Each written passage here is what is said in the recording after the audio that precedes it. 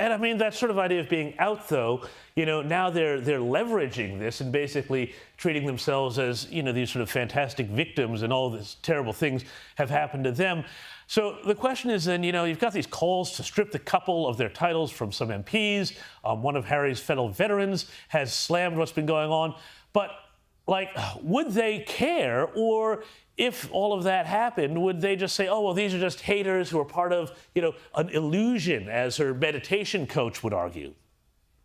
Well, interestingly, in the documentary, we learned for the first time that actually they had proposed that if it didn't work out for them in Canada with this half-in, half-out model they proposed, then they would hand back their Sussex titles. We had always believed that the Sussex titles were a core part of the brand.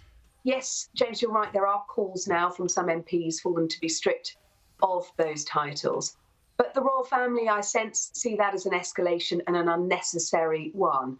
Their plan is to ride this out quietly in dignified silence and hope that once the book is out, that there's nothing more for this couple to say. What has happened so far is very sad, as you talk about it, airing dirty laundry in public, but it hasn't fundamentally damaged the institution of monarchy in the way some fear. Of course, we've still got the book Spare out on January the 10th, so we'll have to wait and see what is in that. But at the moment, I don't think there's any need for any urgent action from the palace. And very, very quickly, yes or no, they say that the Duchess, that there have been lines being fed, negative lines about the Duchess from the palace. Have you heard this actually happen? Has this happened to you, just very quickly? No, it hasn't happened to me, but I don't necessarily think her treatment in the press was altogether fair. Fair enough. Thank you so much, royal reporter Sarah Hewson. It's been a great pleasure having you here on Inside the News with me.